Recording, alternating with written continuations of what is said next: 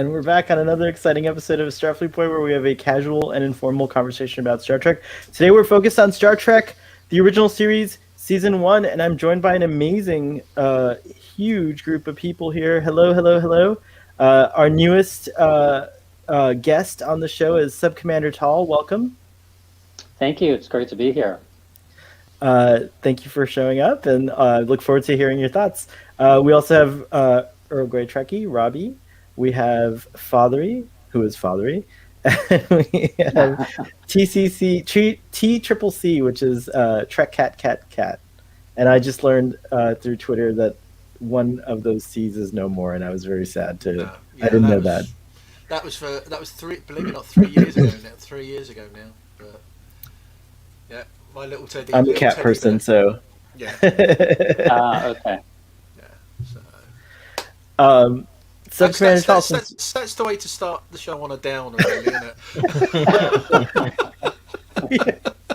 Yeah. Let's not have it high and all that. Let's start. Yeah. My cat's dead. There we go. It happens. It happens sometimes. Starfleet Boy is a very real show. Starfleet Boy After Dark even more so. But yeah, so it can happen sometimes. We're casual and informal, so. Sub Commander Tall, since you're new here, we have a tradition of just kind of welcoming you with like your Star Trek story. If you could tell us your how you came to Star Trek and what you like about it and what. Anything you want to say about it. So go ahead. You have the floor. Sure. Yeah, and thank you again very much for welcoming me. It's so fun to be here. Well, I don't really remember a time when I didn't watch Star Trek. I grew up, I was a child in the 70s, and my dad watched it on TV. I have very vivid memories of the Empath in particular, being like 5 or 6 years old and seeing the guys with the Vians with the huge brains and McCoy getting tortured. It stayed in my memory for sure. And I thought, oh, there's something about this show, but I didn't really watch it independently much until I was, maybe about 12 or 13. So this is like the mid to late 80s. And then I just was hooked. And this was all original series back then. In fact, I was very snobbish about the original series. I did not want to watch Next Generation when it first came out. I was one of those people who was very protective of the, Kirk, Spock, and McCoy. I remember you folks. Yeah. But I came around because after I got to college and I went back and started watching some of my roommates. My roommate at the time was a big TNG fan, so I thought, okay, well, I'll give this a try. And by that time, it was maybe season 6 or something, and it was a completely different show than I had watched the first season of and thought, oh, this is not for me. But throughout that time, I was a huge fan of the original series. I went to a lot of conventions back in the late 80s, early 90s, a lot of book signings when all the original cast were, trying to sell their books. And then about the middle of college, right around maybe after Generations came out, I just got burnt out. I was just done with Star Trek. So I had watched I guess that was maybe season 2 of Deep Space Nine, somewhere around there. And then I just stopped. I kind of stopped watching pretty much all science fiction, and I was doing other things, and that lasted a long time. It really wasn't until maybe 10 years ago that I started to watch some of it again. But really, what reignited my interest was the pandemic and just having time on my hands and wanting to re-explore this series, and then finding other people through Twitter has been incentivizing for me. So. Been a lot of fun, but to this day, I've never seen an episode of Enterprise, of Voyager, of Discovery, any of those. I'm quite open to it. I just haven't gotten around to it, and I just like the old show so much. So that's why when I found out you were doing these revisiting of the original series, I had to jump in. So that's my basic background, and a general sci-fi fan, as you can tell from the shirt. That's hilarious. Wait, can we hold on? Sorry, I gotta put you back. That's amazing. That's very relevant because we're doing a discussion of the episode Dalek after this, so it's a discussion on Earl Grey Trekkie. So that's very funny. Your story is pretty interesting because I can relate to it. I had experienced a kind of similar sort of Trek fatigue / like life happened, and just other things kind of took over, and so I missed out on the end of Deep Space Nine, Voyager, and Enterprise, and then I always just like kept going back to the original series movies. That's kind of like the house that I live in, and so that's what I would always like kind of just like obsess over and stuff like that. And then I just started like Netflix. I think is what changed it for me, is that having everything just available to stream like made it really easy and accessible to watch the shows, because I didn't watch them when they aired. So yeah, very cool, very interesting story. So I hope you continue to explore. I can't wait to hear your thoughts when you get into like Enterprise and Voyager, because that's like they're very interesting shows. And yeah, they're definitely on my list. I mean, the only thing new I've been watching this pandemic is I started watching Babylon 5 again, and which I was also following briefly when it first came out, and then the reboot of Battlestar Galactica, which I'm enjoying. But there's still tons of content out there waiting to be seen. I feel like you found your content creator world right here in this little pod. Not to pitch this group or anything like that, but there's a lot of discussion around all those things. So welcome. All right, Thank so you very much. basically, audience, we're gonna show Gary's art. Oh gosh, I got to queue up Gary's art. Well, while I do that, Father, while you're doing that, can I just ask, Sub-Commander Tall, what's your do you prefer to be called that, or do you have a first name that you want us to call you? I'm good with Tall. My name is Adam, but this is fun. So just call me Tall. Okay, well, let me ask, were there any particular characters or episodes that really stood out to you as just like your absolute favorite that you love to go back to, or that you really connected with? Of the original series you're talking about? Of anything. Of anything. TNG, TOS, any of it. Yeah. Well, I guess if I'm being honest, what really drew me to the original series and then to other shows was the characters. I mean, I'm into spaceships and I'm into sci-fi ideas, but I really loved the relationship between those main characters and the sense of family. So, episodes of any series where you see that a little bit, I think that draws me in. So if I'm thinking TNG, I'm thinking something like, maybe Brothers, or the one with the most toys, maybe, well, I guess that doesn't have so much. Anyway, I like that one too. But the original series, so many of the episodes that really featured, the relationship between Kirk and Spock and McCoy. I mean, Amok Time, City on the Edge of Forever, all the classics. Anything I name would be on anyone's hit list. So, but that's what drew it to me, and that's what I liked in any of the shows that I'm watching. Cool. That was good. I was actually waiting for him to say something with a Romulan in, but I picked that handle not because I like that episode. I'm not a super obsessed guy with Romulans or anything, but I wanted to pick a character that I knew this is a little bit off the beaten path. It's probably going to be a username that hasn't been used, and I do like him in that episode. So yeah, no, I love that. That's perfect. All right, I've got my technical presentation going now, so that's working. This is a really huge effort. Let me not cover Fathery here. Hold on. There we go. No, you're still covered. Oh no, you're good now, Father. All right.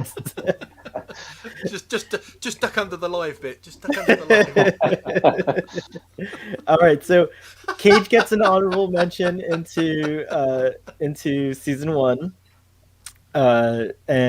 Wait, actually, before we do that, Fathery, I was wondering, can I put you on the spot? I've done this to you before, and I apologize for not telling you in advance. But you give really good, summations. Will you sum up season 1 in your word? Yeah, I'll try to sum it up brief enough it'll fit in a single tweet.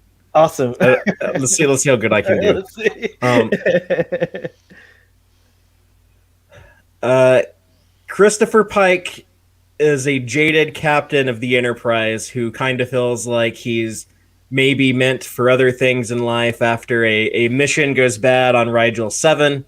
They pick up a distress call to Talos 4. It appears that some old scientist had crashed there, but it turns out that was actually a illusion created by the inhabitants of this world, the Telosians.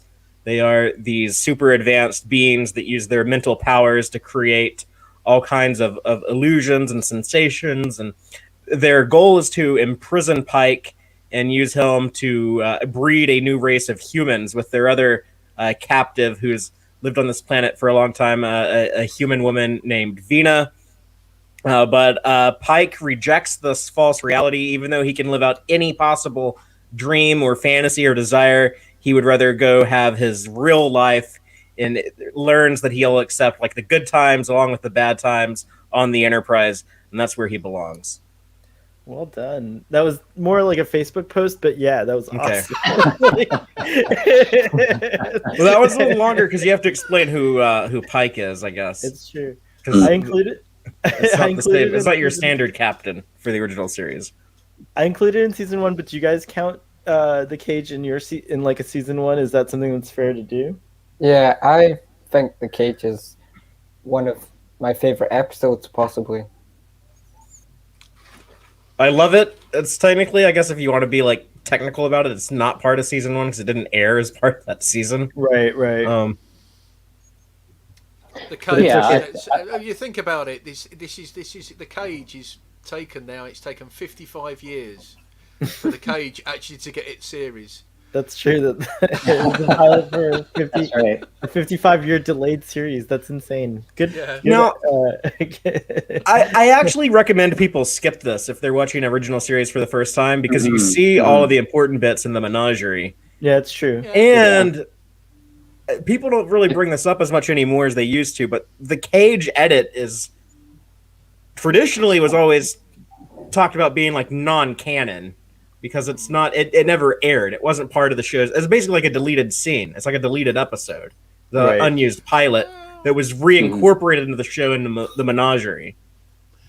I don't know. I think since it has been aired on, and I think quite a few TV stations have aired it. So technically, but it's aired as like a special feature. It's not like to my knowledge, they've never like reincorporated it into the syndication of the show. Yeah, it's definitely become a fan favorite. Like it's definitely, if it's not official, I think Star Trek hasn't declared it one way or another. I don't know if there's any sort of like, press release or memo that talks about the cage and its canonical status or whatever. But I think fans certainly want to, like, especially now after Discovery, it's become like a retroactive kind of like it's been parts of it just like in the Menagerie. Is it, or is the Menagerie like yeah, it's true. When they did the recap of Discovery, they only used Menagerie footage. The debate goes on. The cage debate goes on. Well, and there's not really that much in the cage that isn't in the Menagerie. I think it's basically the reason why I bring that up is because of that scene where like Captain Pike is like a woman on the bridge. This is so crazy. I'll never get used to it. That's actually not in the Menagerie. That's actually not canonical. But if that episode had aired as part of the original series run, they would have trimmed it down. This was a pilot presented to NBC to see if they wanted to order the show. Just like there's another edit of Where No Man Has Gone Before that's a very different cut of what the actual final episode was. Yeah, no, it's different intro, different music. Yeah, I like this episode. I mean, I think it's certainly not representative or idiomatic of the show as a whole. So, if there's someone who's actually tuning into these for the first time, I probably wouldn't tell them to start with that. I would certainly recommend they go in production order. Start with, Where No Man Has Gone Before, and then Corbin. Right on. He's a production order man. Yes. I'm down with Sub Commander Tall. Well, we did air order on Starfleet Boy. We reached. The Man Trap was I always forget that this is the actual first episode of the season, and I even forgot it now until this graphic came up, which is so weird. I don't know why. Well, it wasn't the second one we talked about. Didn't we go from the cage to Where No Man Has Gone Before? We did do that. That was for, hold on, let me fix that here on the order. There we go. Okay. We did. You're right. We started out in production order to satisfy, I guess, just to do the two pilots first. Yeah, exactly. That's what it was. That's James Roy Kirk. Yeah, James R. Kirk. All right, so this is an awesome episode too. I think I'm pretty sure I gave it a 10. I really love all the stuff with the Great Barrier and godlike powers for what's his name. Gary Mitchell. Gary Mitchell, thank you. Speaking of Gary's, all of this artwork is on my channel. It's really beautiful. I'm very pleased with it and proud of it. And it's all made by my friend Gary, who does graphic design. So if anyone out there is interested in graphic design work, let me know and I can put you in touch with him. He's really awesome. He's a Trekkie as well. So I actually emailed him the other day. Oh, nice. Because I hadn't heard from him for ages. Yeah. Just to see how he was. Whoa. That was scary. It sounded like Gary Mitchell. It was Gary Mitchell for a minute there. Are your eyes about to start glowing? I'm Can you back, hear me, James? In order to do the slide presentation, I have to be on twice. So there's a backstage version of me. Hold on here. I'll pop him up on screen real quick. So there's like two versions. Hi there. So there's two versions of me, and I accidentally unmuted the other version, and so it created like a temporal anomaly. All right, so where no man has gone before. Any other thoughts on that one? I think this is the introduction to Star Trek that we know. This is, obviously Bill Shatner's in it, and it's got a lot of the cast that we will see. Obviously, they have a different Doctor, and Sulu is a in the science division, but it's definitely it sets the template for future Trek. The cage is good, but I think this episode shows you how successful Spock, McCoy, and Bones, their chemistry is. Yeah, McCoy. Yeah, I think. That's true. McCoy isn't in it yet, but you're probably thinking of the man trap, Robbie. Oh, okay.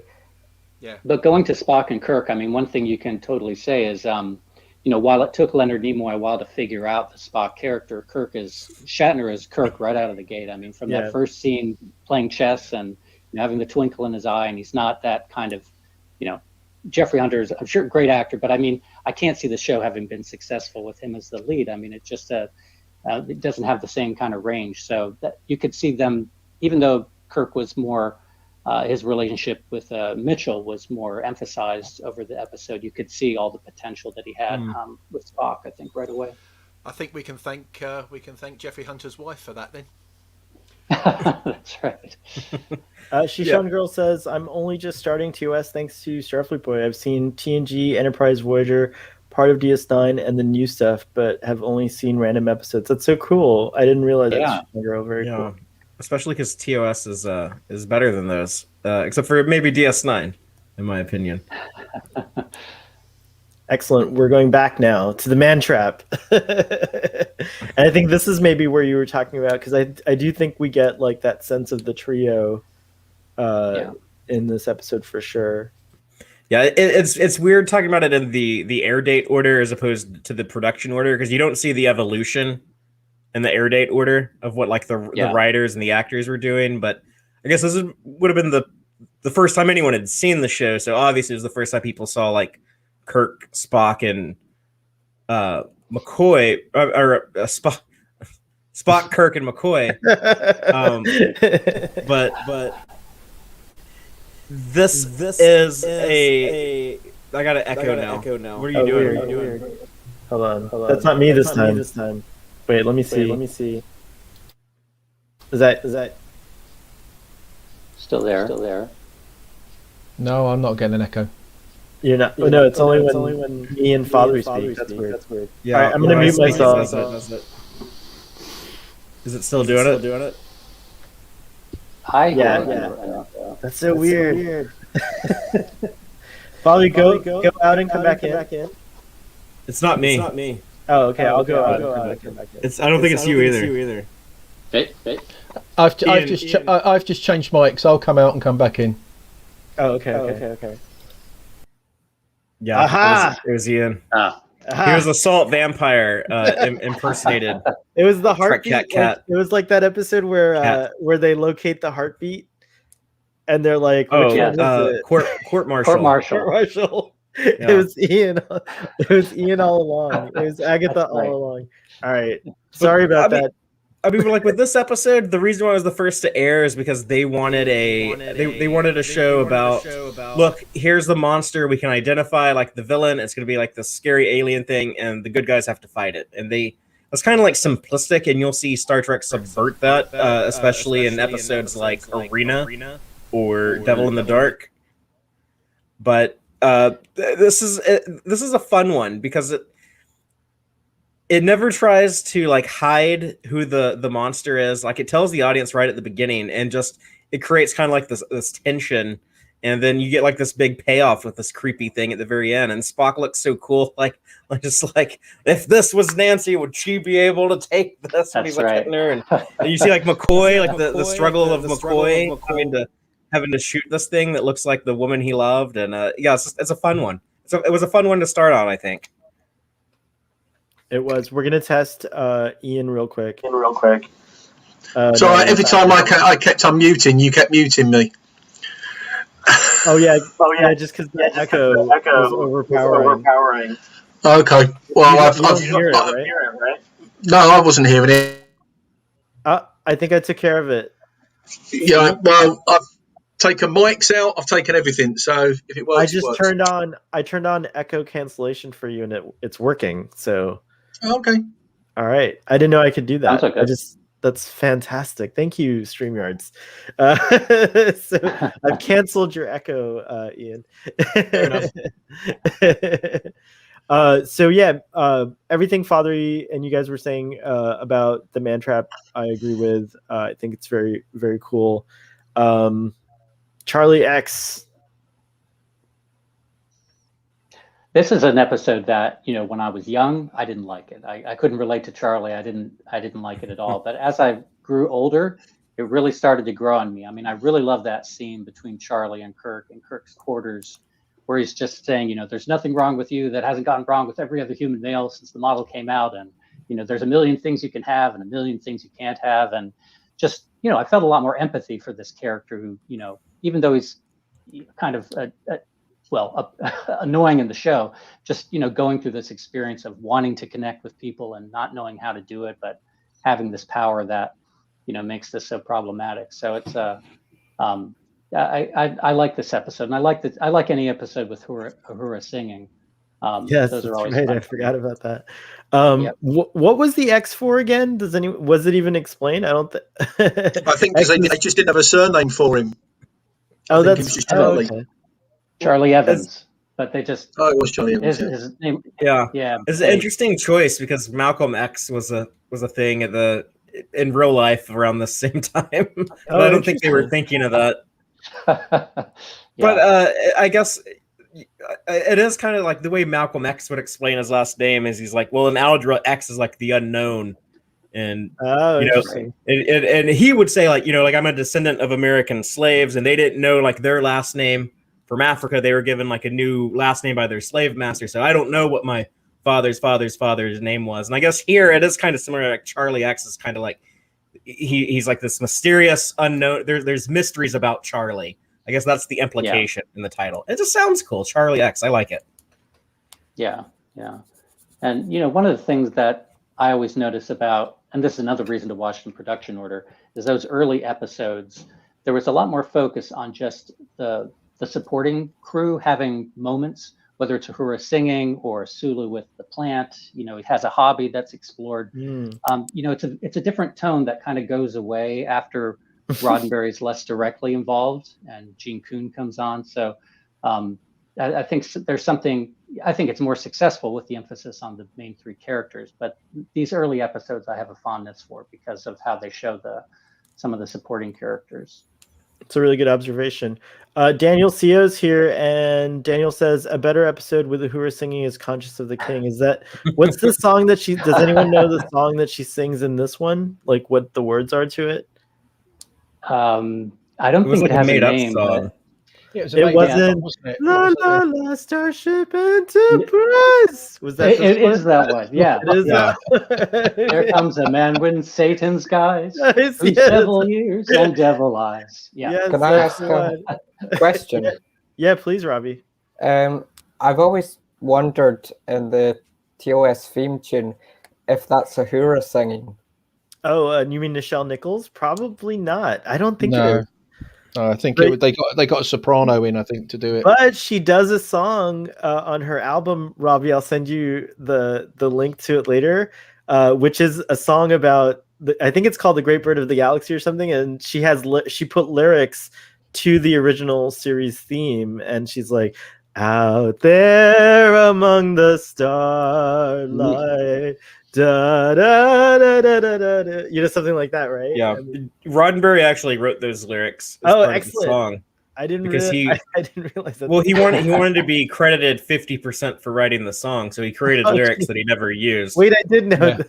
I did That's know why that. the lyrics are so he so got that. out I there. did know Oh, Roddenberry was Yeah. a huge money grabber, and anything he could do, Right. taking money out of other people, he would do. that. Yeah.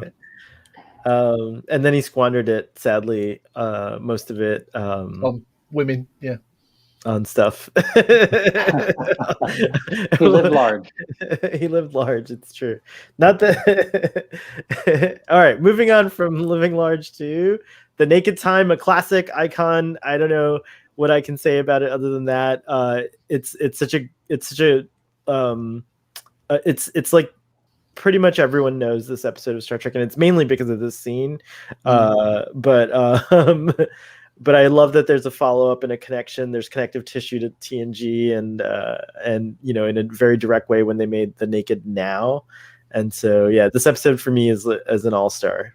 And briefly revisited in the short trek Ephraim. Oh and Dot. yeah, Ephraim and Dot. That's right. That's Yeah. right. D'Artagnan. Yeah, I like this one. There's a lot of it's one of the first times you see Spock really emotional and coming to grips with that. I think it's a good character building episode for him, and for Kirk too. I mean, for all of them, when you see their kind of inner pain coming out. In my pain season taken one, away. In season one, they slowly reveal more and more about Spock. In the cage. And Where No Man Has Gone Before, he reveals that he had a human ancestor. We eventually learn it was his mom. He's a very private person to the point to where you have a fiance, and then even more oh wow, your dad is this big shot ambassador. But it's kind of cool, watching through the show how they slowly tell you more and more about his background, and we get a little bit of it here with him in having these painful memories of his childhood and his mother not being able to love her like his human half wanted him to. Yeah, there actually is I don't know if you've ever seen George Takei in the cons and everything, but he actually does have quite a funny story with this one, because they asked him if he could fence, and he said, "Can you fence?" He said, "Yeah, I can fence."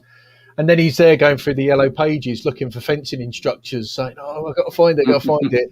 And he took a couple of lessons before the Naked Time. That's right. That's a great story.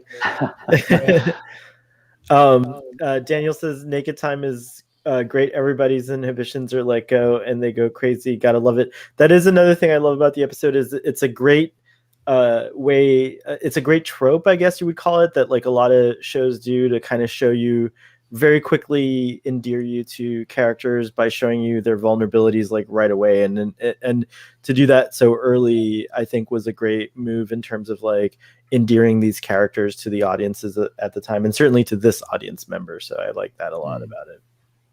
Yeah. The Enemy Within. Captain Kirk versus Captain Kirk. I actually quite like this. I like the looking at the two halves of being human. You've got the intellectual and the intellectual side, and then you've got this emotional, and you've got the anger and everything that we all, well, a lot of us can keep in check. with the intelligence. So I'd like seeing the two halves of a personality being shown in two bits because of a transporter accident. Great commentary on how being balanced means you are somehow considering both of these extremes, and we get to, it's like a very philosophical thing, like, to split Kirk into these, into a binary version of what makes him who he is. And that happens to be the old, like, evil versus good, but and then weak versus strong, and like, or meek, I guess you could say. And there's a lot of layers there, but yeah, for sure. You get sort of that Trek nuance where it's they treat like the evil Kirk. He's still kind of treated like sympathetically, where he's like, he's like terrified. He's like scared he's gonna die. They probably could have presented it a little bit better than kind of making a story that's like, well, we all need like a little rapist in us to make us who we are. They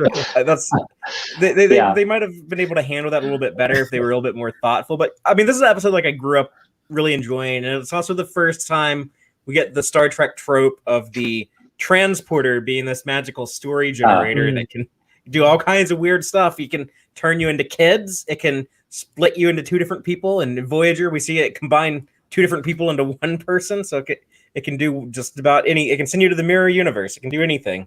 Absolutely. Yeah. Great. Yeah, I think sorry, go ahead. No, go. I was just going to say, I was going to say, it's sort of, we said about, it's definitely elements of it. It's ahead of its time. Other bits is definitely of its time.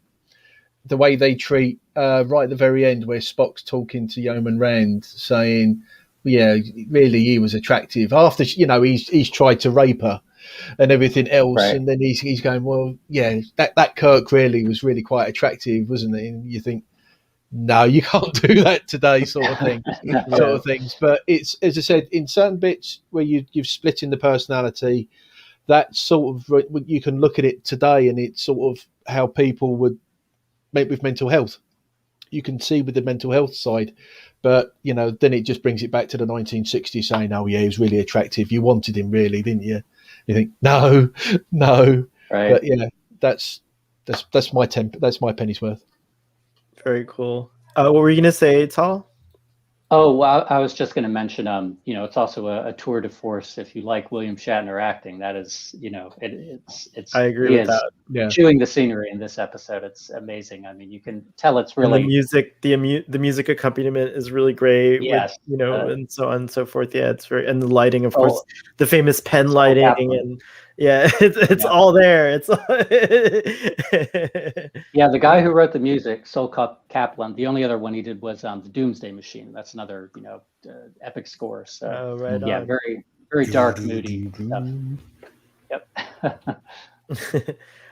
Daniel reminds us that Naked Time was originally supposed to be a two-parter, and it would have been the first part, and Tomorrow's Yesterday was supposed to be the second part. Right. And where we see what happens. Yeah, so that was cool. Father, I think, brought that up in our discussion of Tomorrow's Yesterday, and I knew about that too. I remember reading about it. I think I highly recommend Women in Motion, the recently released documentary about Nichelle Nichols and her involvement in NASA. I will definitely check that out. I saw that it premiered or something, and there was like a cool to do about it.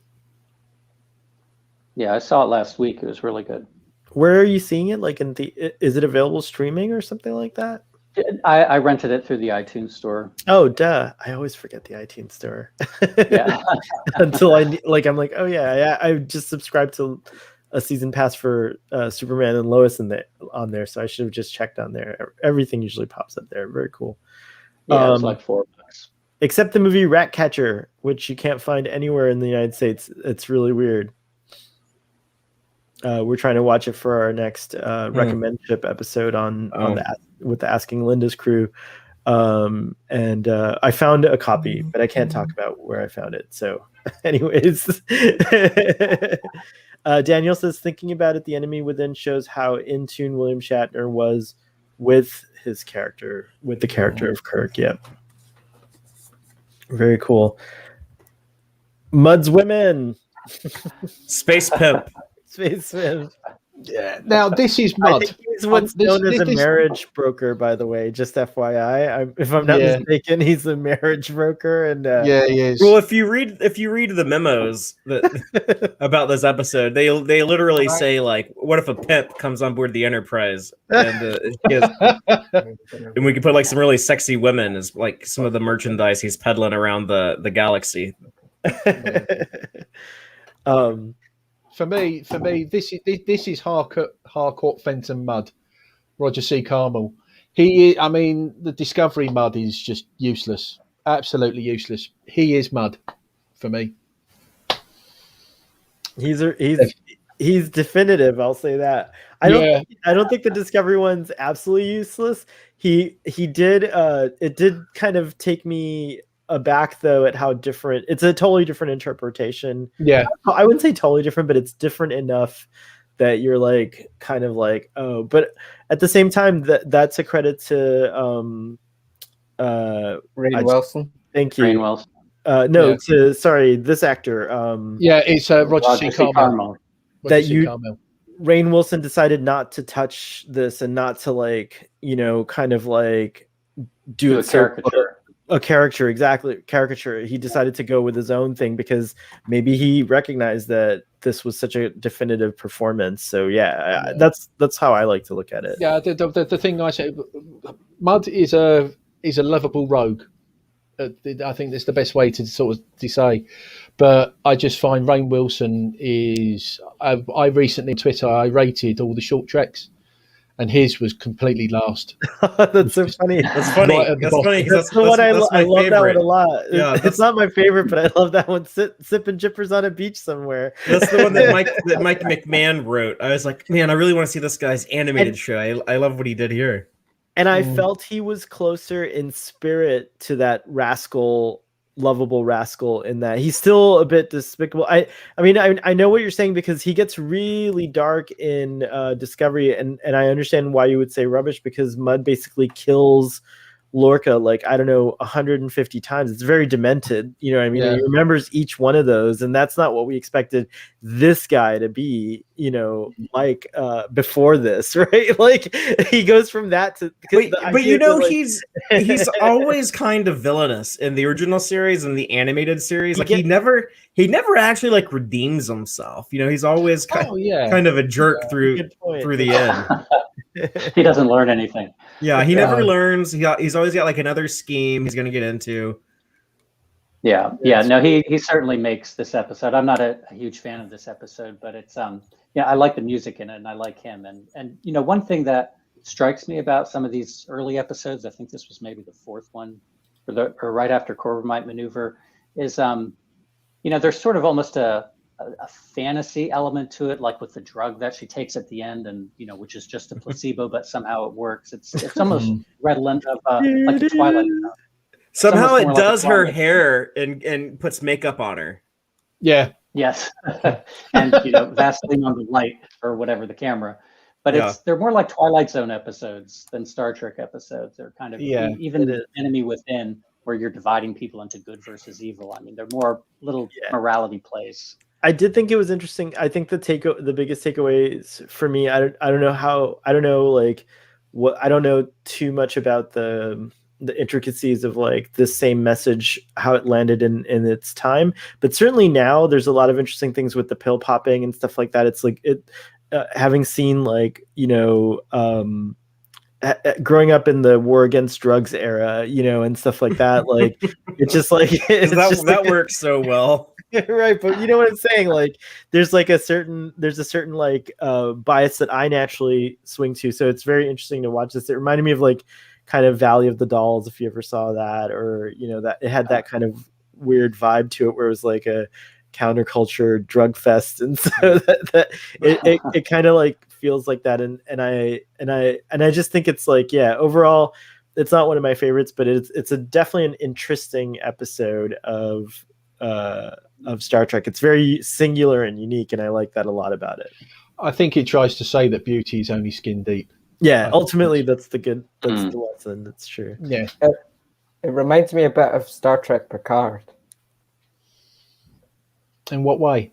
Just just the finale, really. I don't want to spoil it for Sub Commander Tal. Go ahead. It's fine. Oh, that's very cool. Just the female androids under the rule of That's the other Mud episode. Oh yeah, that's Mud's planet. That's iMud. iMud. That's it. Oh, okay. iMud. And you're 100% right on that. By the way, that one's a good connective.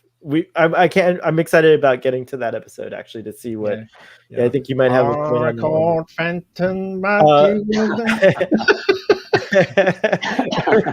Robbie, this is the one where the women are like, kind of tired and a little older, and they, are being shipped to a dilithium planet so that they can be married off to the miners, and they pop pills to make themselves look young and beautiful, but ultimately the pills didn't do anything. They were placebo. And so they had the power within themselves to like be beautiful. And so, yeah. Do you remember that one? Yeah, I was confusing this one with the one with his wife. With the other one, yeah. The excuse that I've heard... Go ahead, sorry. The excuse that I've heard of how to interpret that is that, like, maybe, like, that's not, like, literally, like, transforming the way that they look so drastically. That's just, like, the perception of the miners, like, the way that they're viewing them changes. But it always bothered me for the reasons that the sub commander mentioned, because that did seem so like weird and surreal, and it didn't seem to play by the verisimilitude. Is that how you say it? Like verisimilitude.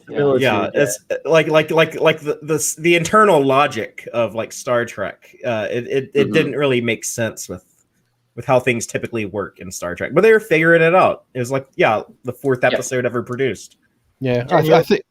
Go ahead, sorry. I was going to say, I think what they're trying to say is, and I'm really going out there, that basically, because it's the placebo, it's a case of if you love yourself, you will become more beautiful to the outside world. It's a good moral. It's a good lesson, Daniel says the way Rainn Wilson portrayed Mud in The Escape Artist is closer to this rather than in Discovery proper. I never thought of Harry Mudd as an outright killer. I guess not. And let's not forget the animated series episode Mud's Passion. Yeah. Where he's slinging a date rape drug, basically. He's got a theme. He went from space pimp to sex robot androids to date rape drugs. Like, good lord. Okay, maybe Rainn Wilson did do a good job of portraying Harry Mudd. He does mellow out later. They should have got Bill Cosby. What are little girls made of? Someone on Twitter commented that this one might have connections to Picard as well, because I guess these are like the old ones, and like there's this whole like sort of androids replacing humans and golems, and I do think there's a lot of connective tissue between this and the series Picard and Lurch.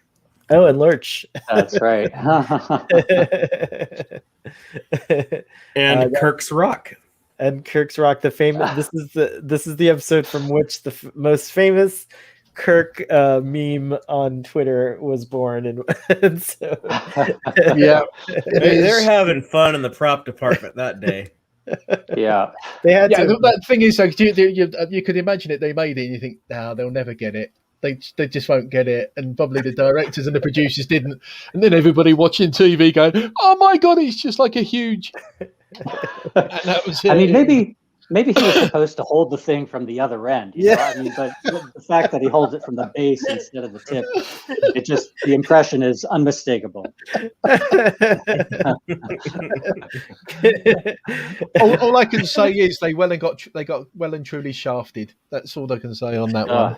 I didn't mean to switch forward before mentioning one more thing, which is we do get a cool bit of depth to Nurse Chapel, played by wonderful Majel Barrett in this episode, and I really enjoyed that about it with with the twist and everything, and it was a good highlight, as you were saying earlier, Tall, getting these secondary characters to give them a little bit more prominence in the show. I totally see that here.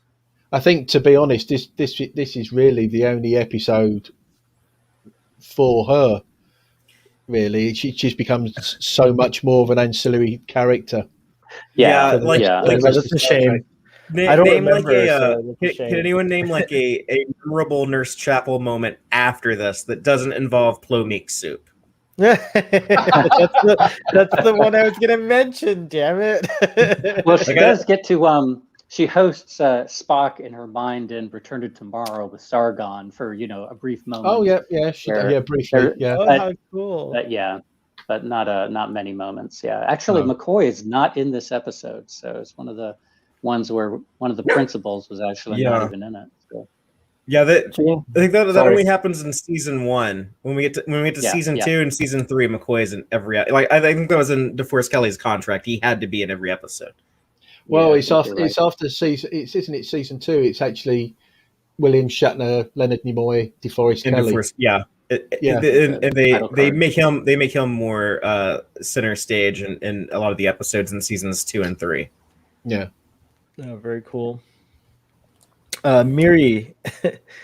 Nirvana made a song named after this episode. Dude, that's not true. You guys, that is true. Are you sure? Because I tried to look it up and I couldn't find it. Kurt Cobain admitted to that. Yeah. What song is it though? It's called Mary. I couldn't find that song. No, that's Mary. Isn't that Mary? No, it's Mary.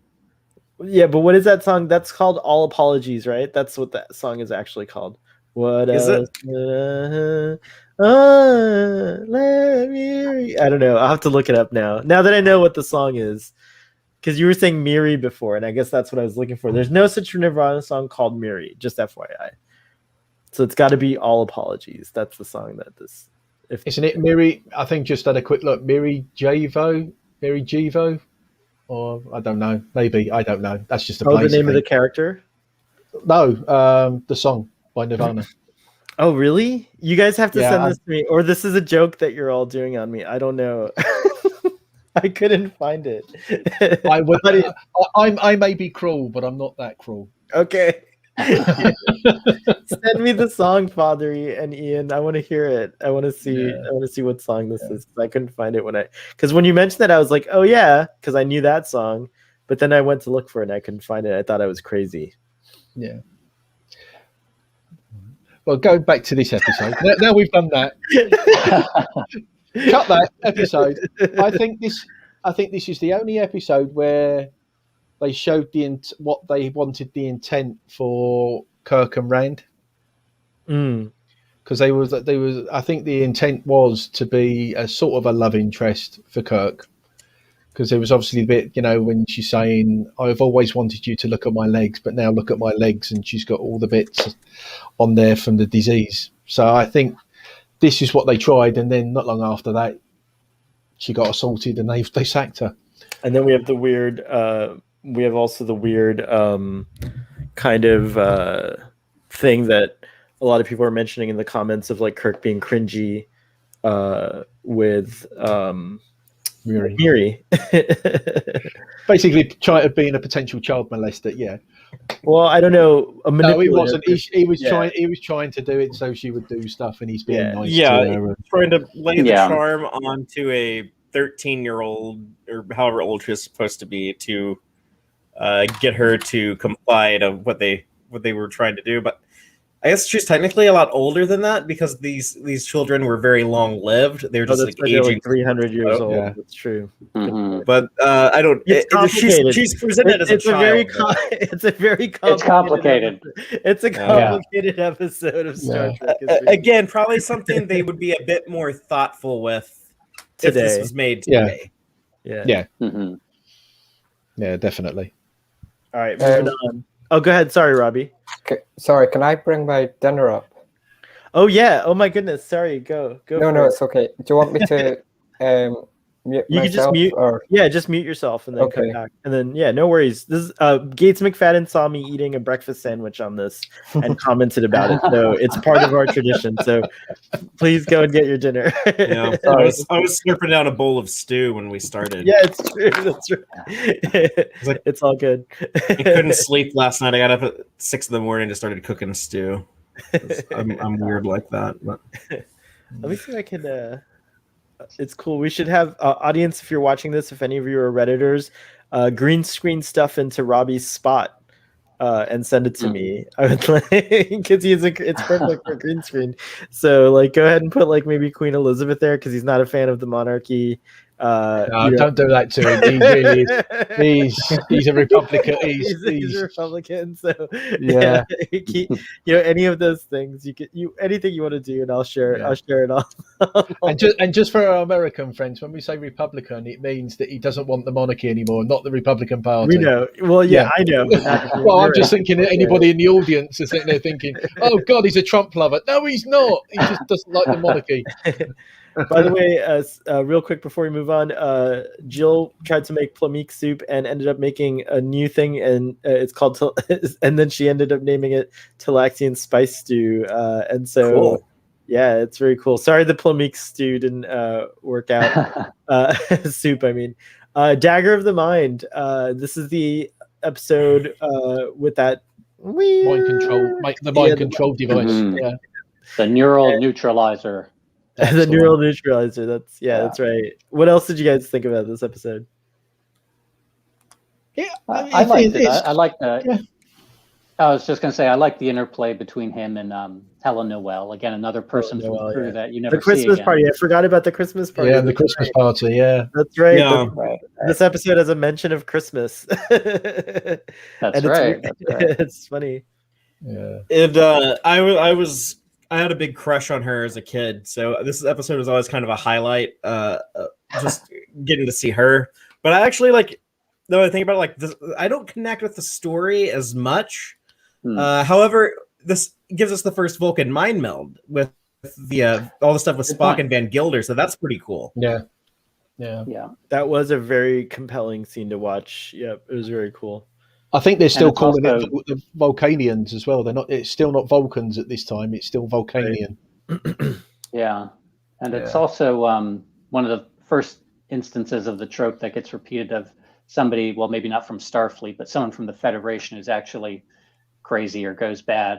This happens a bunch of times as the series goes on. So I've often speculated it'd be fun to have an Academy series starring, Dr. Tristan Adams, or whoever the guy was from this, and then the guy who went to the planet and turned it into a Nazi planet, John Gill, and Darth of Izar, and all the old Federation guys who go nuts. Have them in their own Academy show. Really good. That's a really good idea. That's funny. This is also the first of two episodes where Morgan Woodward's in it, the one who plays Van Gelder, because he comes back in a later episode. Oh yeah, he's in Return of the Archons, right? Yep. No. Omega no, Glory. No, he's Omega Glory. Yeah, Omega Glory. Glory. He's Yep. the captain in Omega Glory. Yeah. What was the name of that captain? He was captain of Ron the Tracy. Exeter. Yeah, Tracy. Ron Tracy. Yeah. Captain Yeah. Tracy.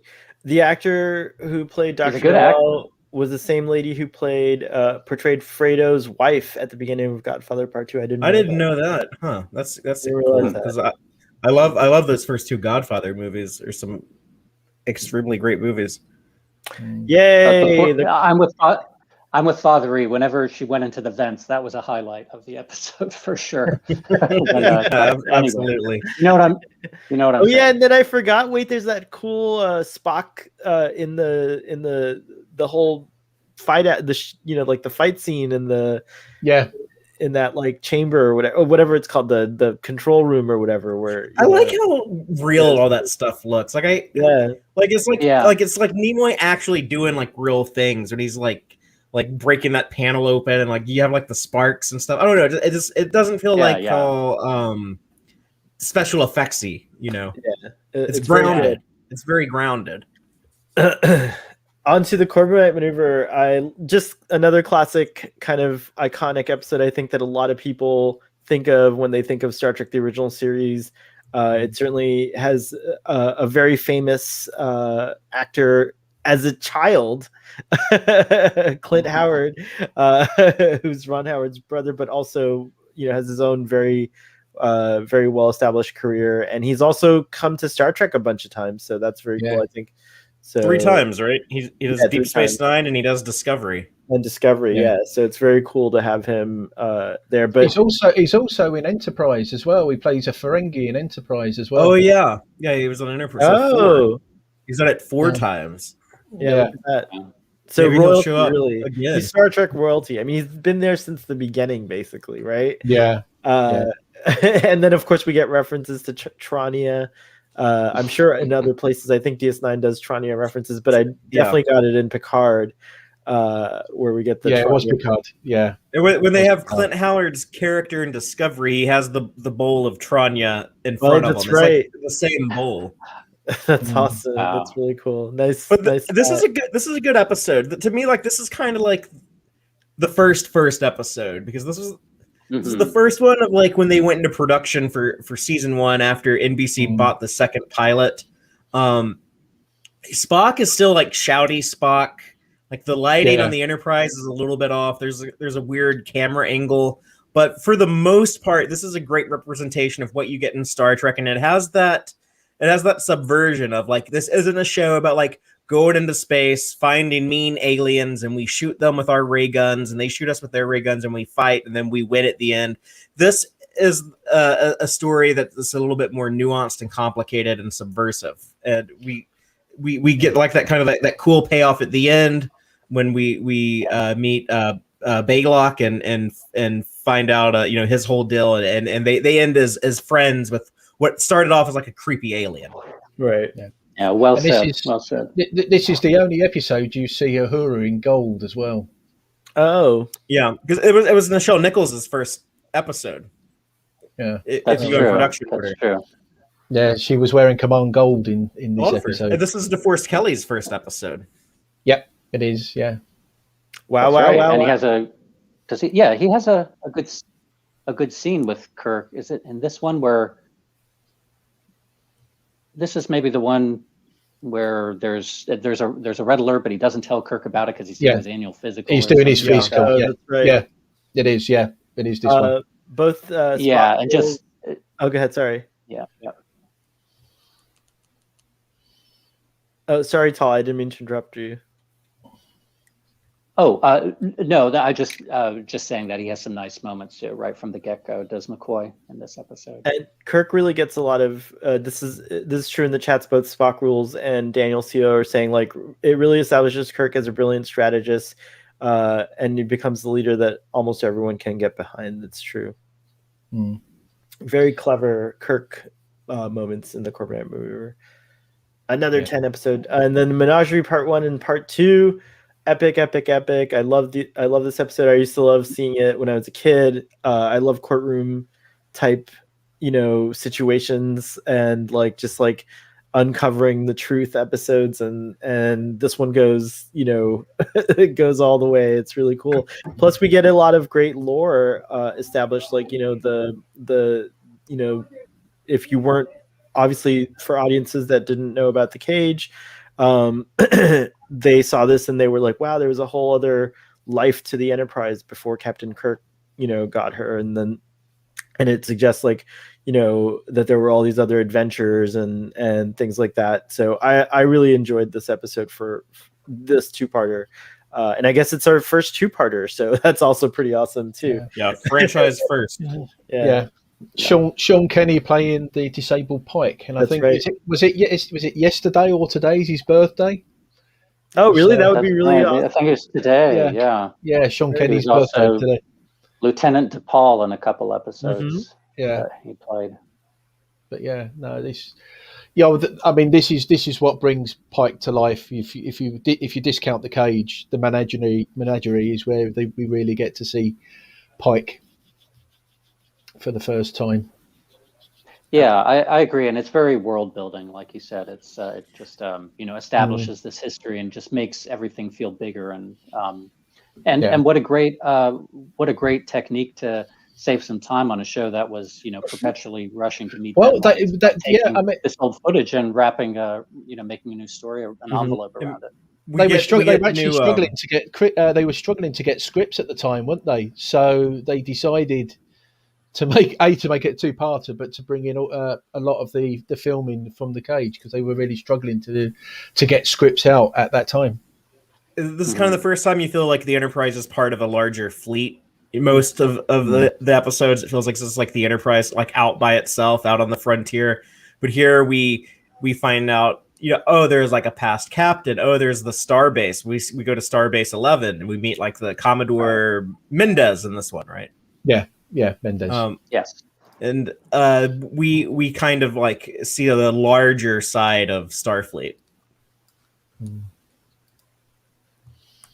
Definitely. Excellent. Oh, sorry.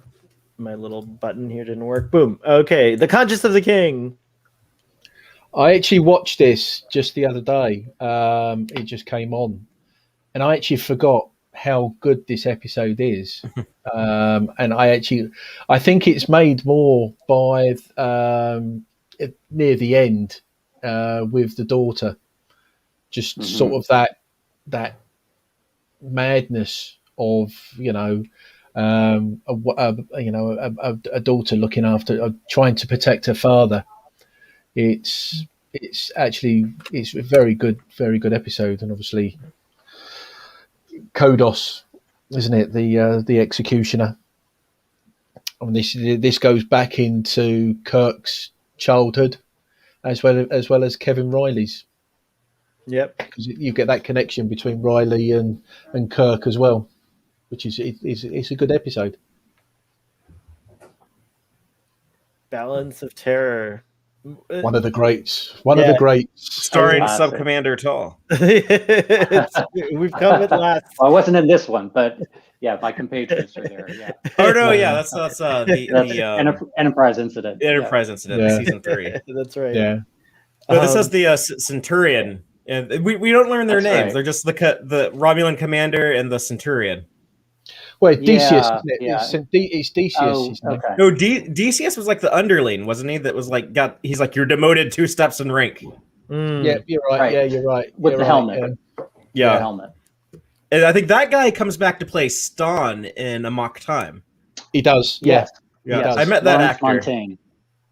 Oh, really? Okay, Lawrence Montaigne. Yeah, I think he passed away 2 years ago, I believe. But yeah, no, what a classic episode, and another great one to treat Kirk's abilities as a captain and a strategist, and again reaching out to this alien species that we don't know anything about, and initially hostile, but still finding this connection at the end of it, where the Kirk and the Romulan commander feel like they could have been brothers. I mean, it's a very moving episode. Great music, well paced. It's a classic. There's a good moral to the story with Spock and the Vulcans, and that whole idea of like bigotry against Spock because he looks like an enemy.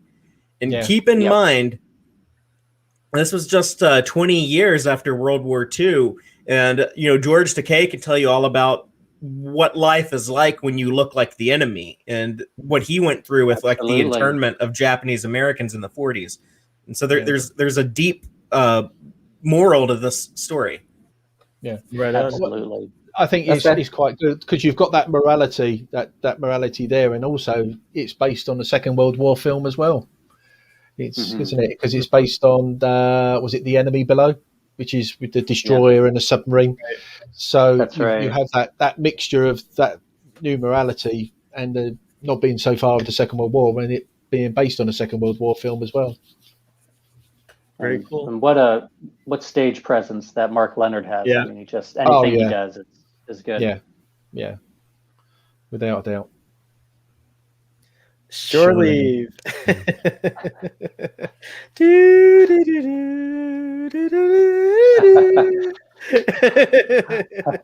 Well, this is really the one. This is where his country accent comes out. No, that's in this side of Paradise. Oh, that's right. You're right. This one actually has the first appearance of Vasquez Rock. Oh, right. Yes, you're right. It's there, where Kirk fights Finnegan. Yes, I love that. Yeah. That's brilliant. Jimmy boy. It's fun. Yeah. Speaking of which, it's Wednesday, if I'm not mistaken, is St. Patrick's Day. So I think Thursday, right? or Thursday, yeah, it's like Yeah. Wednesday or Thursday. It's the 17th. So, Was this? I think this is the first episode as well, which is predominantly outdoors. yeah, I remember remarking about Yeah. how nice it was that Yeah. it was filmed outdoors. That's right. Yeah, Ian has brought up they had a bigger budget in season 1 and were able to do more location shooting. It looks really good. Like the show was so well shot that whenever they are like outside in natural light, it holds up so beautifully 55 years later. Yeah. And also, I mean, the way they kept up with them, because there's quite a lot of running scenes in this as well. How they kept up with them when they're doing the The running. handheld, I guess they're handheld shots, really, or maybe on trucks or something. Like they could be on trucks, but I feel like the cameraman like earned his paycheck that week. So, yeah, those cameras wouldn't have been lightened back in those days either. Yeah. They wouldn't have been light. Yeah. Excellent. And of course, we get weird and wild stuff in this, and then and of course, as all things TOS, there's a few scenes that are now, according to our sensibilities, maybe not as thoughtful as we would like them to be. So I do remember that in our discussion, we went over that in detail. All right, cool. On we go to the Galileo 7, which is also another iconic and amazing episode. And this episode held up in our rewatch, at least for me. I really liked it a lot, and the performances are really what drives this episode. And it was just exciting I would watch this episode just like to relax and enjoy an episode of Star Trek. It's what I would rewatch over and over. An early showcase of the Spock McCoy dynamic that's really front and center in this episode. Yeah. I feel more that McCoy's more of an antagonist. He's more antagonistic to Spock in this episode. I think. Everyone but Scotty. Scotty was the only person who was like. Scotty stays out of it. Yeah. He totally like, I'm gonna keep my head down and just work on the shuttle and not get involved. Just give me a giant wrench to get the unfold started, and I'm good. Just give me those phasers. I'll refuel the shuttle. Just give them to me. Yeah, it's sort of there. But yeah. I remember reading once that Leonard Nimoy did not like this episode, not because he didn't like the episode, but because he realized the extent to which Spock really needed to have Kirk to play off of, to really present as a really likable character. I mean, it's such an interesting episode to see Spock away from Kirk in that sense. And even though Spock was the iconic popular character from the show, I mean, it was really their relationship. I mean, really the three of them that, they each brought out the best in each other. And when you take one of them away, they're just not as effective. Yeah, I think. Well, yeah, it's That's true. But it's amazing in this episode how quickly they forget their rank. He at the end of the day, he's in command, and they were just openly just forgetting about it, and it was. Robbie, I remember Robbie commenting on how disrespectful it seemed to him. When he was watching it, which I appreciate that you're very respectful like that, Robbie. Good job. Good job, Robbie. Spock Will says, great episode, except for the organized mobbing of Spock, as we've been all talking about. There you go. Right, and the point of it was, would they have done that had he been human, right? No, I mean, they wouldn't. I mean, it was kind of, there's sort of a racial element to it, which is, doesn't show well at the time, but I like that episode a lot. And we also have another one of the ambassadors or whoever comes on, the High Commissioner Ferris, I think is his name. Right. We see that trope a couple times where some annoying diplomat comes on. That's it. It is my first episode. Ferris Presley, because he has the cape. That's it. Ferris Presley. Yeah. Very nice. Yeah. Oh, is this where you came into the discussion? This was the first one, was because obviously I mentioned Ferris Presley with the cape, obviously because of his outfit. Very cool. Yeah. The Squire of Gothos again. Speaking of colorful outfits, I feel like looking at it like this, and in the kind of having discussion about the season, it really is hitting home how many great episodes are just like season one really is a home run season so far. Like it's there's not a lot of complaints. No, about I've openly said before, season 1 of Star Trek TOS is the strongest first season of any of the Star Treks. You know, you bring in TNG, Deep Space Nine, Voyager, Enterprise, Discovery, Yeah. Picard. I think you bring all of them. I think this one stands out for me as the strongest of all the first seasons. And it's interesting, you know, it's just an interesting concept. And later we get like retcons that tie this back to the Q through the novels, and there's just like a lot of like myth and like interest in this character, and like this whole thing of like, you know, these like other beings that can manipulate, you know, matter and stuff like that. Spock Rules says the dialogue in Squire was a lot better than I remembered it. Yeah, same for me. I feel like. I think William Campbell really carries this episode as well. He's with his character, sort of he's this, you know, this bit there, and to find out that he's only a child, and right at he the has end of it, and as that well. his true accent is a New Jersey Shore accent. That's right. Yeah. Excellent. Any other thoughts on this one? Just a good all round episode. He's a great foil for Kirk. Yeah. Absolutely.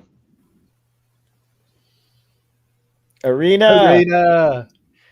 Go Another and watch favorite our of discussion. mine. That was a good one because we had some interactive stuff going on during that discussion that I was able to prepare for it. But yeah, very epic episode. I love the Gorn. I love this Gorn. I think it's, for me personally, it's a shame that Trek has never featured the Gorn again in a way that I think it like lives up to this or surpasses this. Like I still think that this is like their best. Oh, maybe, sorry, I take that back. Lower Decks with the Gorn wedding was a really good addition. But of course, and we did say about the Gorn skeleton in season 1 of Discovery as well. Season 1 of Discovery, but nothing quite to the quite to the level of this introduction. I loved it. No, and I hope we get more Gorn. Well, we're not going to get it in Strange New Worlds because this is the first time we've seen the Gorn, unless they're going to retcon it. In you know. But it's like a secret first contact that happened before this. I mean, there's always you can get away with it. It's like a lot like you can get away with it being something. You can do an isolated story in which no one actually says the name of the Gorn, like what they never identify themselves, and maybe their minds get erased afterwards, or so, you could always figure some science fiction. So either that, or Spock's on leave, or Spock's had to go back to Vulcan, or something. or something like that. It can be totally like there could totally be like ways to do it. But since you brought up Strange New Worlds again, I just want to say that like the cast is really exciting. I've been exploring them and looking at interviews that they've done in the past and stuff like that, and so I'm really excited to see what characters they're going to play. But Star Trek just announced the cast. I think the primary cast of Strange New Worlds. Now, that doesn't mean we don't know what characters they'll be, because like I feel like a lot of times, like for example, when they announced some of the cast for previous series, it could be that like someone was only on for like 3 or 4 episodes and they still announced them. So we don't know who they are yet, but I'm excited to find out. No. It's very cool. I hope we get more. I can't. Yeah, there's one of the actresses that's coming who is on. I kept looking at her and I was thinking, I know you from somewhere, and she's actually British. And I'm just trying to find her name. And she was. I watch her. I don't know if Rob. Have you seen Bulletproof, Robbie? No, I've not seen that. No. Well, basically it's a cop show. But it's set in London. Does it have Noel Clarke in it? Yeah, it's got Noel Clarke in it. And she was actually in the first season of that one, and she's also in Line of Duty, it's Christina Chong. Christina Chong is one of the new ones. She was in Doctor Who when they announced Doctor Who. Yeah, we determined she has been in an episode of Doctor Who as well. Yeah, she's been in a few cops things. She's done a bit of sci-fi here and there. And she was in the Halo Nightfall mini series that they did for the Halo video games. I like her in the little bit of things. She's the only one of those people that I remember seeing in anything. Very cool. I'm going to speed through a little bit because we have another discussion to get to after this. But tomorrow is yesterday, another episode that was really fun and cool and better than I remembered it. First time travel episode. Yep, first time travel episode. Yeah. I love this character. And I love that when he had the uniform on, they gave him the same rank, I thought, right? Like we determined that determined that a captain in the Army or Air Force is the equivalent of a lieutenant. Oh, how about that? Or a lieutenant commander in the Navy. In the Navy. Yeah, the uniform they gave him matched what it would have been. Interesting. Yeah, that's a fun could have been episode. an accident because there's also a deleted scene from Operation Annihilate where we see Kirk's nephew in a uniform, and he's the rank of lieutenant or lieutenant commander. Yeah. He's already ahead of Sulu, Uhura, 5 years old or whatever. Yeah, this is such a good episode for Kirk. I love seeing him down there in the 20th century, and trying to get the microfilm and interacting with the Army base commander, whoever that is. And Shatner has so much fun with that. You think of DC Fontana as being a Vulcan writer, but she writes great for Kirk. It's true. Yeah, it's true. It's just that bit where Kirk's being questioned, and he said, "If you don't answer me, I'm going to put you away for 200 years." He goes, "Yeah, it's about right." Idic Warrior in the audience is ahead on season 2 with their son and they saw cat spawn. What drugs were they on? I can't wait till that episode. Court Martial, I love this again. I can't believe how many great episodes are in season 1, but another great episode. I was making connections with this and TNG Measure of a Man, so I think it was interesting how, for me at least, I saw some interesting similarities in it. But I think that's pretty. Everyone agreed on that, right? Yeah. And that's another Star Trek trope, is that sometimes we get like the courtroom drama. TNG did it, Measure of a Man. Deep Space Nine does a really good one with Worf on trial. But the Menagerie did it, but it wasn't the central focus like it is here. So that was cool to see. And we get I always say his name wrong. Cogswell. Cogsworth. What's his name? Cogley, I think. Cogley. Right? Okay. Cogley. Cogley. Yeah, Cogley. Whatever reason, I never remember. But he's kind of funny as Samuel T. Cogley. Samuel T. Cogley. I have a best friend who's actually an attorney, and I showed him this episode one time a few years ago, and he was like, "Yeah, this guy only wants books. He doesn't want to use any legal information that's on a computer or somewhere. You couldn't even do that now, much less in the future. There's not enough books to contain everything now." I think you can actually say this is. I think this is the connective tissue to Wrath of Khan, because if you remember at the beginning of Wrath of Khan, Spock gets Kirk a book, and he says, "I know of your fondness of antiques and books." So maybe it's Cogley. You can into books. That's interesting. That's true. It would be consistent with Discovery and Tilly's surprise when Burnham pulls out. Wow, is that a book? Yeah, like a physical copy of a book. So, I think that's the verbatim dialogue. That's true. That's interesting. Very interesting. But yeah, overall great. Another great episode, and I love just showing. It's a great way to show again the character of James T. Kirk and how noble he is and how hard he tries to be a hero in a way. So I like that, and he's just submits himself to the will of the court, knowing that or hoping that it would exonerate him. So I like it a lot. Can I add one more thing to court martial? This is kind of just a general TOS thing in general. But the ending of this episode, where they have to solve the mystery before the ship's orbit deteriorates and they all burn up, that is something that the original series was always very aware of. Was how do we make the stakes high? going into the third act of the story. And a lot of times they rely on the dramatic ticking clock, as I often refer to it. But it's sometimes it comes off as a little melodramatic, but to me it adds a layer of excitement to these episodes that I think later Star Trek, I think the most guilty is probably The Next Generation, but they sometimes forget. And I wish that some of those TNG stories could be punched up with some of this TOS style excitement. Yeah, well put. Yeah, I think that we mentioned it earlier when Ian was having his mic trouble, but that is an awesome scene where they're they're narrowing down all the heartbeats, and it does. Right. And just the heartbeat alone, Fathery, is like kind of like a ticking, like a literal ticking thing, right? Like, so you have like this very it adds a suspense to it. A very primal suspense, because we all like kind of respond to the sound of a heartbeat. So it's very great cool. great use of a microphone as a prop. Yeah, totally. Return of the Archons. What can we say about this? It's just like You've come for the festival.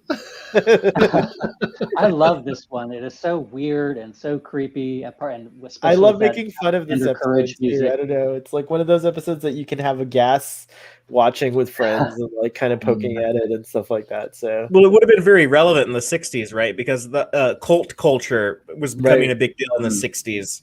And I think probably stayed a big deal until you get to like Jonestown in the late 70s. I think that kind of like put the kibosh on it for a little bit at least. But yeah, like in the 60s and 70s, that was like a big deal. It's like all these weird cults popping up, and they're like recruiting people and trying to brainwash new members and stuff. Yeah. Some people used to call Trekkies cult members back in the day because of our enthusiasm for Star Trek. So it's interesting. Yeah, but most of us understand it's all make believe, right? So it's a little different. Yeah. You mean it's not real? It's not real. Oh no! How could you do that? Now Father Christmas. I thought Father Christmas is real as well. Oh my God! You guys don't believe in Santa? He isn't real. Spoiler alert! Yeah, for real. Spoiler alert! Space Seed. I love this episode. It's iconic, but I really loved our discussion because we kind of like really celebrated it and tied it into Star Trek 2, and we did a whole thing with Star Trek 2. And so for me, this has like an added layer of memory. So I appreciate you guys who were on those discussions and who took part in all that. But yeah, to me, watching this, like I definitely see it as the seed from which Wrath of Khan was born, and it's no pun intended. No pun intended. Yeah, I think we all agreed it was a good episode, but Wrath of Khan has made it more iconic. Yeah, it elevated it in some ways. It stands. Yeah. I think if Wrath of Khan didn't exist, it would still be a standout episode. But you're right, absolutely, that it would. That it is influenced by that even. Yeah, that's a great point. I mean, I don't know if I hadn't seen. I probably saw Wrath of Khan before I saw this episode, or at least I have a more vivid memory of seeing Wrath of Khan, and it was just so interesting to see the origin story of things that it gave it a certain gravitas, which I don't know if it would have had if I hadn't seen the film already. But yeah, it's definitely a good episode. And I think we all agreed that Ricardo Montalban is a great actor. Yeah, I think he's a little bit of a more memorable villain, even without the movie. Than like who are some like the other like really standout antagonists? Trelane, Kor, Kodos the Executioner. Like I don't think this. Some of them are great. Kang, all the Klingons. I guess like Mark Leonard as the Romulan commander. He and. Ricardo Montalban are probably the two that stand out the most, I think. I think because they were such established actors as well. I think that's probably one of the reasons why as well. Yeah, and well written and well performed. Yeah. Yeah. I think Ricardo Montalban out-Shatner's Shatner. Yeah, he can go big too. He goes big. It's true. Of the same level as Shatner. And Shatner, yeah, 100%. He's a good foil. That's why he's a good foil for him. Yeah. Absolutely. Great observation. A Taste of Armageddon. Of course, Tasty. the hats just like distracted me a lot on this episode. Otherwise, it's a good episode. Yeah, it features a really good Kirk speech at the end about Yeah, we're it does- not it going to definitely kill does. today. This is Yeah. one that's often forgotten and it gets overlooked a lot. It But is. I think it's agree. a very neat. It's a very unique idea. It's an original idea. I haven't seen many other things like this. The idea of like this. Interplanetary war. So you Yeah, know, it was like very interesting from the first time we see kind of like this thing, and they get in the thick of it, so to speak. Yeah, I mean, this is where they make interplanetary war battleship. Really, you sunk my battleship, sort of thing. You sunk my battleship. Everyone report to the death chamber in this section. But it has a very relevant moral to the story that I think our desire to like not face like ugly situations like war, for example, so we turn it invisible and turned a blind eye to it. Well, that doesn't solve the problem, and it just continued to happen. It'll continue to happen and happen for hundreds of, I think it was 500 years they were having this war. So that's right. You know, Kirk teaches them like no, like you can't ignore this. This is a hideous, ugly thing, and you need to face that so that you do something about it. Some might say, I mean, we're starting to do that today, aren't we? You think about with your UAVs and all that. You know, the unmanned, the drones, and we are in danger of. That's a great point. Today. So it is a good episode to bring up, and I think like. Oh, go ahead. Sorry. Well, I was just going to say, I always like that. You know, the original series did not shy away from the idea that people have dark sides, and you have to deal with it. I mean, humanity has a dark side, and you have to find ways to control it and to channel it. And you know, although Star Trek became well known for espousing sort of an optimistic future for mankind, a utopia, that you could still get to a place where you're doing better as a society, and recognize that humans individually have a dark side and that they have to cope with. And yeah, I think his speech, Kirk's at the end, really addresses it very well. We're all barbarians.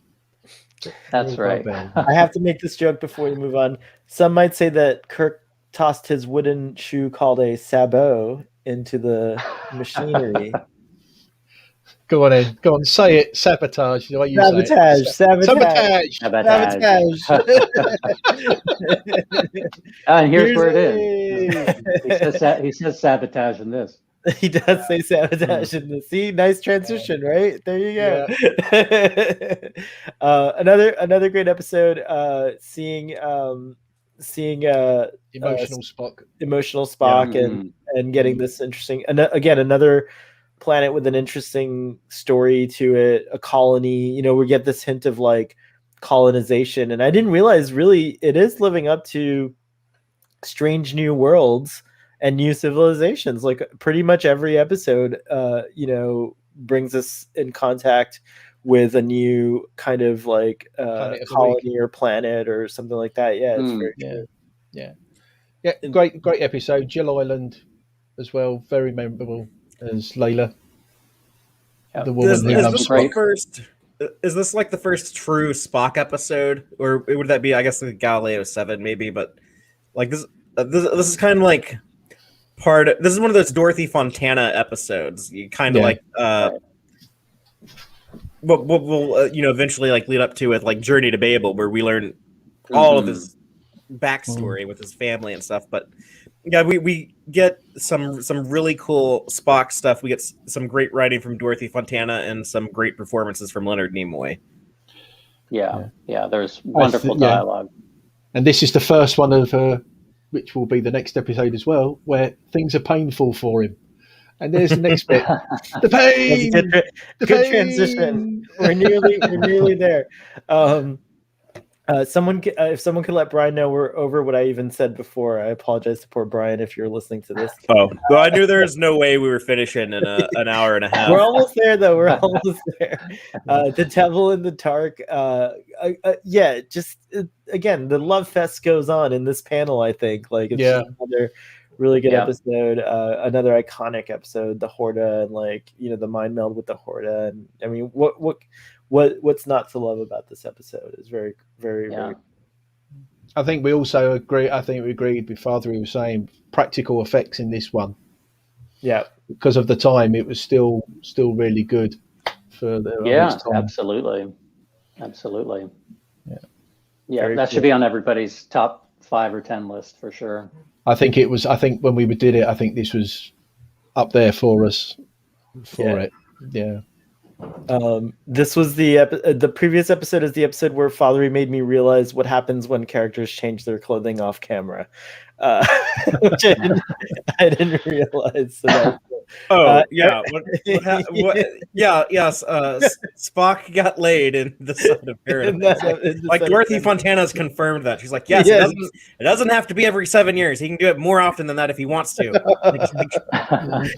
The writer of the episode has said that. When she said that, a ton of fangirls and fanboys suddenly had ideas.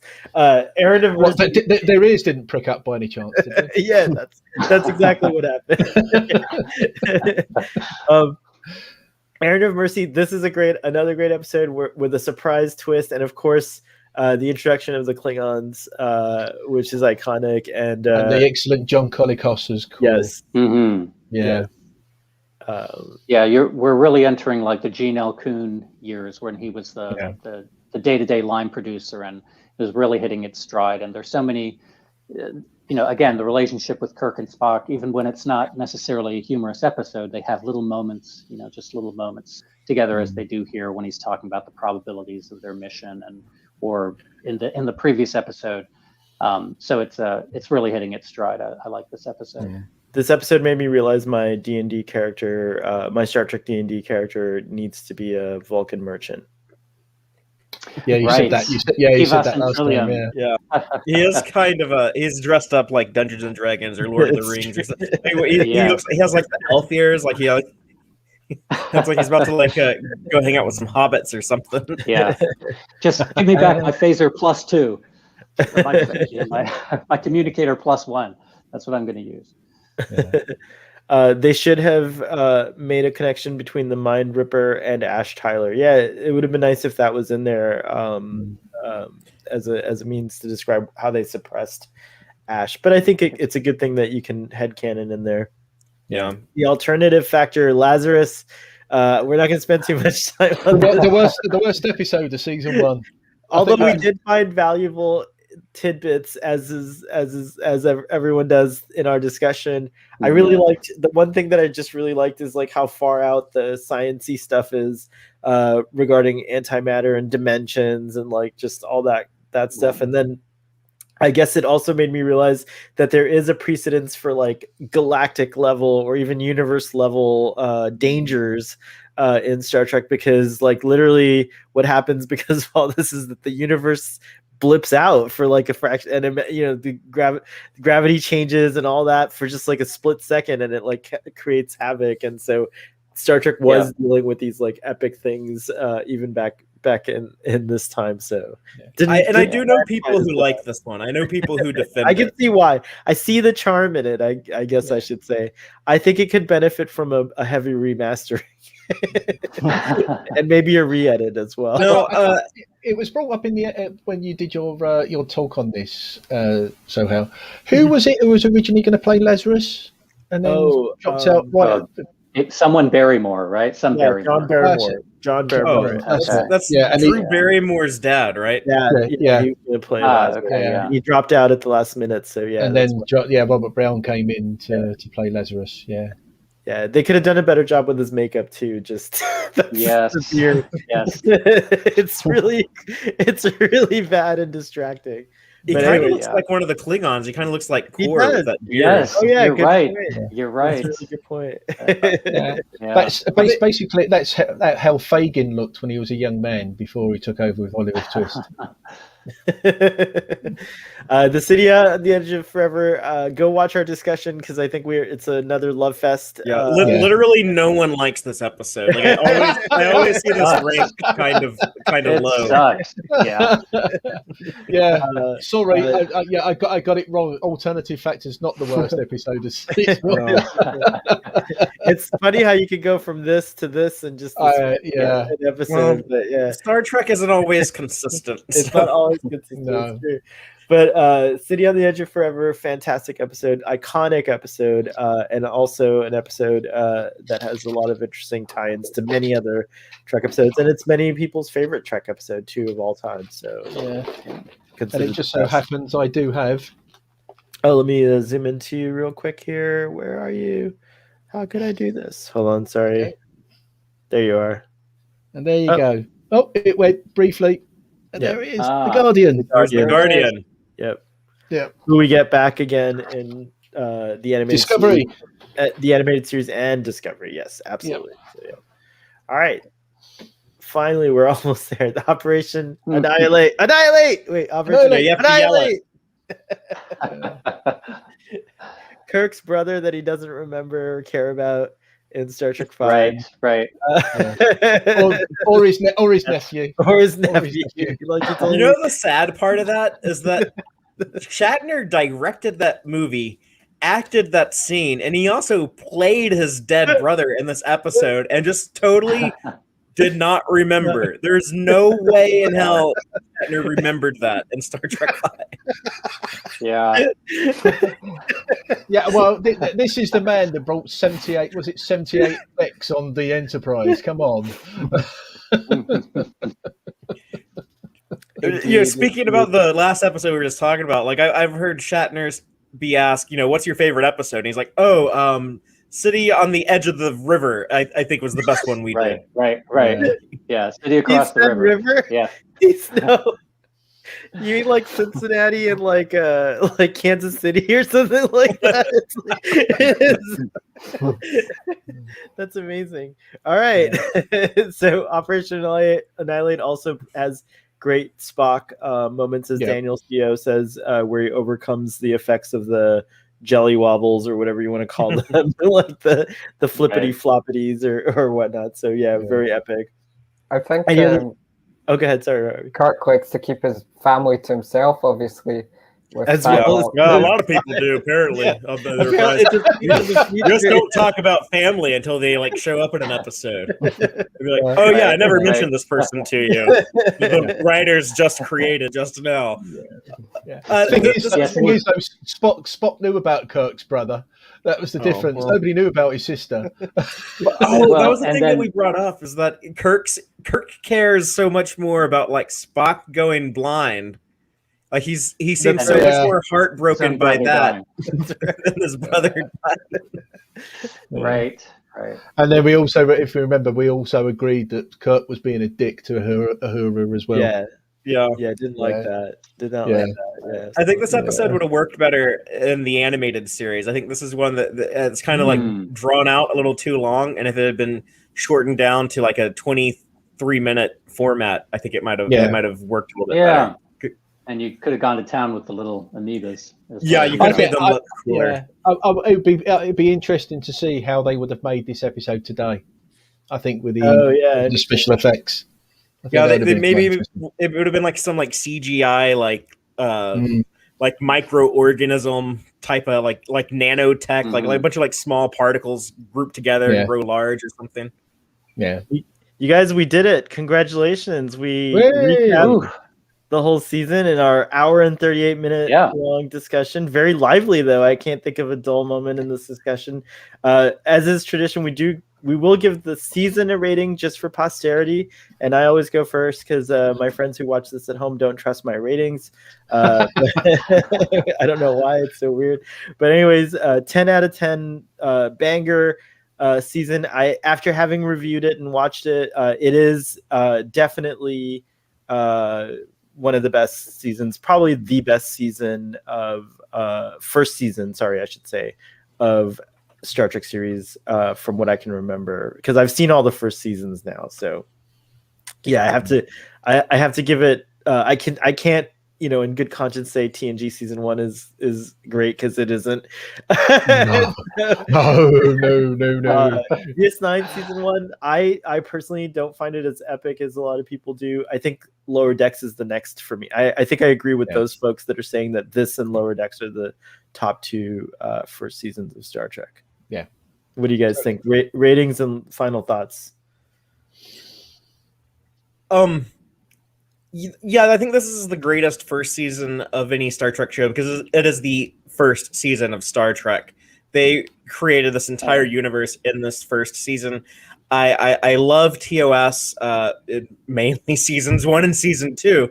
I like season 2 a little bit more, just because I feel like they've figured out all of the world building. They kind of established, how the Federation works, how Starfleet works. They're Vulcans, not Vulcanians. Like they fix all the little bugs like that. But that was season 1. Season 1 fixes all of it. By the time you get to the end of the season, you have season 2 of TOS ready to go.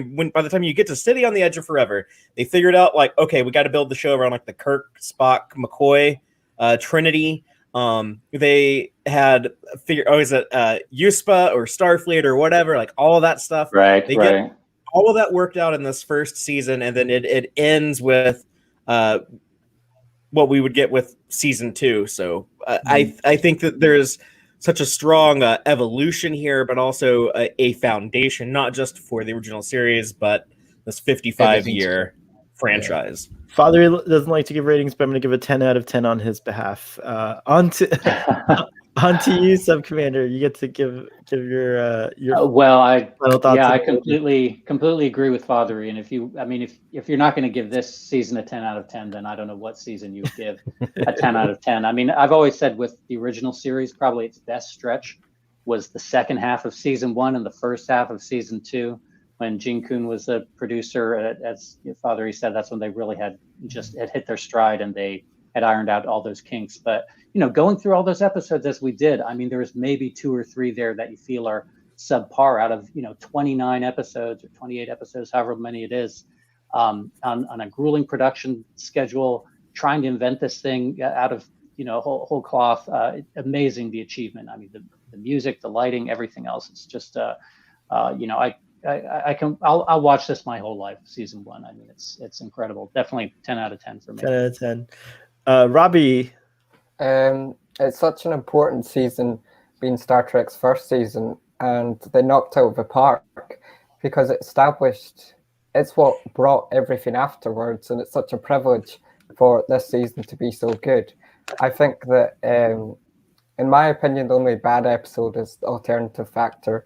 And even the bad episodes just shine because of the chemistry of the actors. They really bring it up. And it's so tightly written. You see the friendship develop between Kirk, Spock, and McCoy over the season. And then in season 2 and 3, it just gets even better with their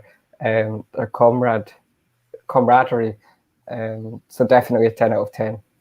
Yay. And Ian, take us out. Yeah, as sort of building on what Fathery, it built on so many tropes that we still see today, 55 years later. That it's as I said, I'm in agreement. It is the best first season of any of the Star Treks. It's Star Trek's Big Bang. It's like it is. I mean, people will turn around and say, "No, TOS is not my Star Trek." But without this, there is no Star Trek. We wouldn't have 55 years. So this was the birth, as you said, the Big Bang, that has given us 55 years and how many years we have going forward. Yeah, so I love it. It's there, but yeah, I'm also agreement with Sub Commander Tal. The middle of season 1 through to the middle of season 2 is its golden era, for want of a bit. I'm not going to give it a 10 out of 10. I just cannot forgive it for the Alternative Factor. So I'm giving it a 9.8. So, okay, that's pretty good. That's really close. It's still high, but yeah, nearly perfect. I mean, when it's good, it's really good, but when it's bad, it's bad. Which we will see in season 3. But I can't wait. Yeah, we can't wait. But yeah, it's, as I said, this without this, we wouldn't be talking about it today. Excellent. Guys, sorry to snip at the pomp and circumstance that we usually have, but I have to sign us out because a dear friend of ours waiting patiently for us to get started on another stream. And so I just want to say that thank you for being on this discussion series with me, guys. And Sub-Commander Tall, welcome. I'm glad you came in here at our recap discussion. It was nice to get all your distilled kind of thoughts about season 1, and I hope you'll continue to join us for more discussions in the future, and that you had fun. Absolutely, and yeah, thank you very much. I had a great time. Thank you, and audience, of course, thank you so much. You guys stuck through almost 2 hours of discussion with us, and had like wonderful, cool things to say in the chats. Everyone, please go check out Trek Cat on YouTube. Check out Text Trek on YouTube. Check out Earl Grey Trekkie on YouTube. And what's your YouTube channel, Sub-Commander Tall? Do you have an active one? Not really, no. You can follow the Sub-Commander on Twitter. Find me on Twitter. That's right. All right, excellent. So thank you very much. Live long and prosper, and we will see you